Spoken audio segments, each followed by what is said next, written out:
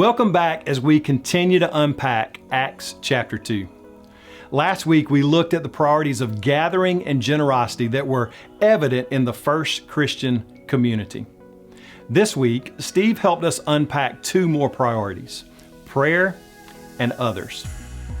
These first followers of Jesus had an attitude of prayer and worship. They joined together in normal times of prayer, both individually and corporately. Every day, not just on Sundays, they worshiped God in prayer and praise. They created a sense of awe and wonder, of mystery and reverence as they constantly connected with God. They weren't just going through religious motions, they were in touch with God. And when we get in touch with God, He touches us. If joy is all too often absent, perhaps it's because we aren't prioritizing prayer, reaching up to God and expecting Him to reach down to us in wondrous ways. Steve also helped us look at the priority of others, specifically in how we care and serve others. As followers of Jesus, we are bound together into a community, described uniquely in this passage as a fellowship.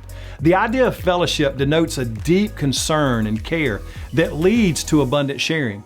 This sharing is not unnatural within Middle Eastern culture, but Luke presents it in terms which echo the highest aspirations of not only Jewish scripture, but Greco-Roman writings. The followers of Jesus who were gathered together in this first Christian community were filled with diversity. There were displaced Jews who remained in Jerusalem after Pentecost, Galilean disciples and apostles, and urban Jerusalemites, both wealthy and poor.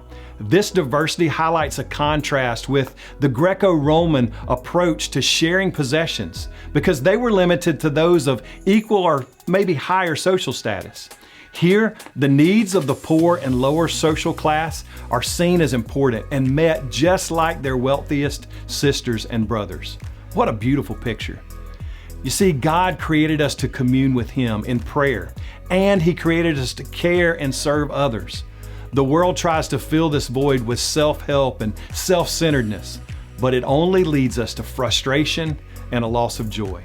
If joy is eluding you no matter how much you seem to have, maybe a reprioritizing that focuses on others is just what is needed.